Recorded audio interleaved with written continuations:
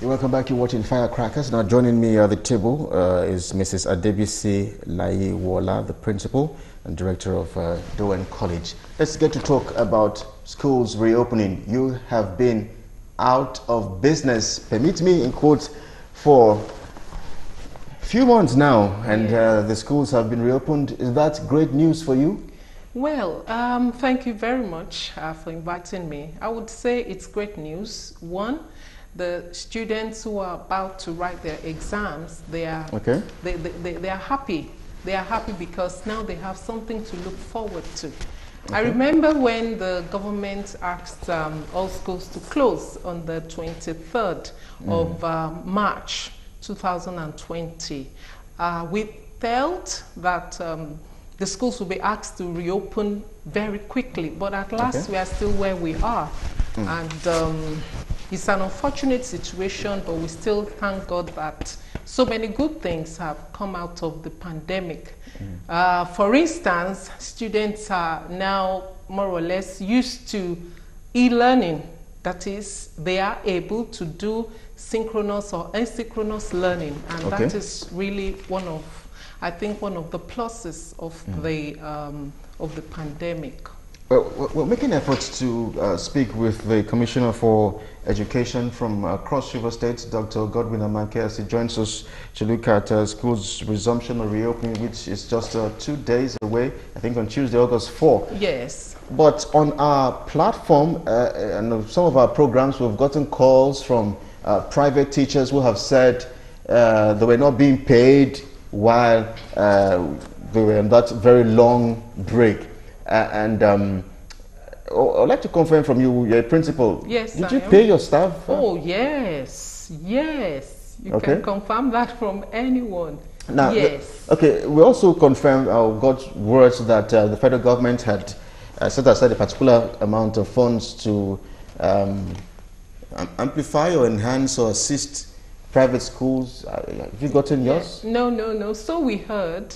We heard that the government is setting aside an intervention fund, but I'm not sure. I'm not sure people have really gotten theirs. I really don't know, but we don't have any. We have not received Parents any. have been very concerned about their children going to school because of the fear of the COVID-19 global pandemic. They have absolutely every reason to be concerned. I mean, the virus doesn't care if you're an adult or if you're a child or if you're a teenager. That's true. And you think that schools are ready to, welcome children back? We know how carefree some children could be. Yes. Actually, the government, that is at the federal level and the state levels, they've done a lot, putting together guidance, documents, for private school owners and the general public, as to how to respond to the pandemic situation. So, like I said, the federal sent out sometime in July, middle of July, a set of protocols or guidelines for schools, and learning facilities. And Lagos State too did the same and released theirs, I think, earlier on last week. So with all that in place, we have no alternative but to follow through the guidelines and work to ensure that our parents are comfortable and they can actually release their children to us in school. It is very basic, if one understands the mode of transmission of this virus, once you understand the mode of transmission and you're able to follow through with the prevention, all things being equal, you may not have the disease. So the important thing, as they are put in place, is social distancing, social or physical distancing, the use of face mask, and so many other protocols. So at our own end, that's Dowen College, we have we have been working behind the scenes, and we have put together the protocols. We have put together the we have prepared our premises, That's number one. We have prepared our premises. We have prepared our people, meaning that we have trained our staff. We have had meetings with some parents. We have had meetings with students who are supposed to be in the terminal class and be resuming soon. So, and also we have put in place a restricted access to our premises. And I think with all that in place, our parents are confident, and I think they are happy, and they will be willing to release their children to us. If a child comes to school and probably has high temperature and all of that, would you send that child back or something? We have told them, and there's an understanding. The parents understand that a child with high temperature will not be allowed to enter the premises. So at the entrance, the use of non-contact thermometer is in place. So anyone whose temperature is higher than normal will be asked to step aside, you know, and go home. And at our gates, we have a medical doctor who is on our staff, who is also going to be there. And we have nurses. We have 2 nurses to help us through this period. So there will be that screening at the gate. So if your temperature is high and we suspect a fever, you are not going to be allowed to come into the premises. Okay, and we understand that the exams are just a few weeks away as well? Yes, the exams are supposed to start on the 17th of August. So just about 2 weeks from now, in fact, How effective was even the e-learning? I mean, it's not something we're very used to in this part of the world, but so how effective was it? Well, that's... because of this long break? Yes, that's right. But the thing is, learners, if you have a 21st century mindset, then you've got to be a learner, whether you are a teacher or a student. So it's part of the mindset. People have had to learn new things. People have learned to work on different platforms, learning platforms, and we have ours which we use. We have helped our students to know how to use these platforms, and so they've been on with their e-learning program. So we've been having our e-learning, and we thank God for that. and well, I know I spoke with a couple of parents, and they actually complained that the charges were also very, very high. And well, I really can't say much about the charges, you know, because each school will know what they want to put in.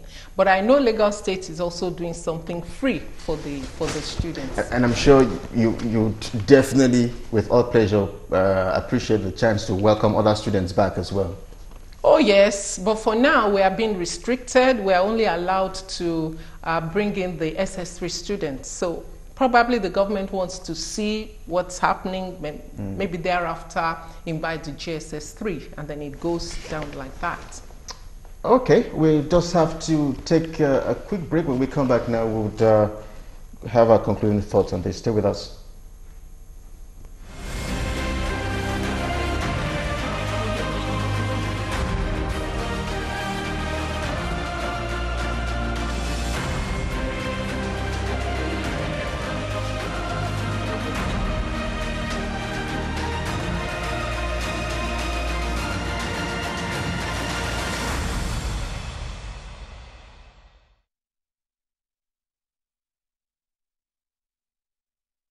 Welcome back. You're watching Firecrackers, and we are live here in Lagos, Nigeria. Now, let's cross over live to Kaduna State, where we have the President, Southern Kaduna People's Union.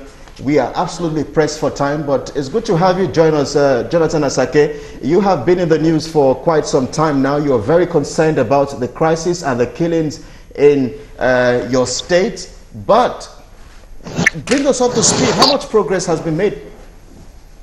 Well, thank you very much. I'm not sure we have made any much progress. The only thing that is going on, can you hear me? Yes, we can hear you, Jonathan Asake. We can't hear you. Okay. The only thing I know, the governor of our state is been trying to change narrative. You know, where we have communities that are being invaded, not only in one local government, of all the 12 local governments, none has been left by this invasion. Several communities have been displaced. They are now living outside. They cannot go to farm. And they are just there, and nobody can take care of them. The governor prefers to misinform the world that it is a communal clash, and that it is a clash between Katavute and Fulani. It is not. Nobody is clashing with any other person. And he prefers also to say that it is a clash over land. Nobody is fighting over land here. What we have is that Fulani militia.